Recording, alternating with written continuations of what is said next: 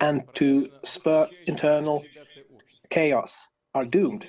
We have shown supreme consolidation of society and executive authorities of all levels, a firm and clear position of support for the constitutional order was taken by civil organizations, religious faiths, and leading political parties. Practically all Russian society, everyone, were united by their sense of responsibility for the fate of the country. Since the very beginning of these events, all the necessary decisions to neutralize the threat were taken and to protect the constitutional order, lives, and safety of our citizens. The armed mutiny would have been suppressed in any case. Despite their loss of reason, the participants could not understand that, including the fact that they engaged in criminal actions, splitting apart the country, which is now facing colossal external threats and pressures. When our comrades are dying at the front lines, holding on whatever the cost. But the mutineers betrayed their country, their people, and they betrayed those who they dragged into this affair, who they pushed to shoot at their comrades. It is this fratricide that the neo-Nazis in Kiev and their Western masters wanted to see, and the various traitors as well. They wanted to see Russian soldiers kill each other.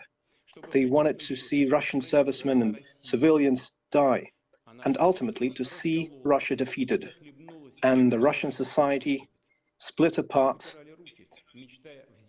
and in a bloodbath. They didn't want to take responsibility for failures in the war and with the so-called counteroffensive, but they miscounted. The law enforcement authorities and the military were loyal to their oath and to their people and to their duty. The courage and sacrifice of the pilots who died prevented a tragedy on a national scale. At the same time, we know that most soldiers and commanders of the Wagner Group are also patriots of Russia, loyal to their state. They proved this with their courage in combat, liberating the Donbass and Novorossiya. They were used blindly. They were thrown against their comrades with whom they fought shoulder to shoulder for its future. So, since the very beginning, I gave orders to prevent bloodshed, and we needed time for that, including to give an opportunity to those who realize they've made a mistake to rethink their decision, to realize that they're putting society at risk, and that this is leading to destructive consequences as a result of this reckless affair. I thank the soldiers and commanders of the Wagner Group who made the only correct decision and refused to engage in the fratricide and who stopped at the last line.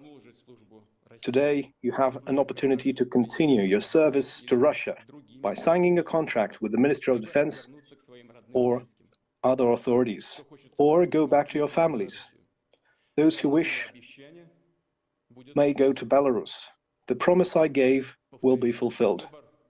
I repeat, the choice is up to you. But I'm sure that this will be a choice of Russia's warriors who realized their tragic mistake. I'm grateful to President of Belarus, Alexander Lukashenko, for his efforts and his contribution to the peaceful resolution of the situation.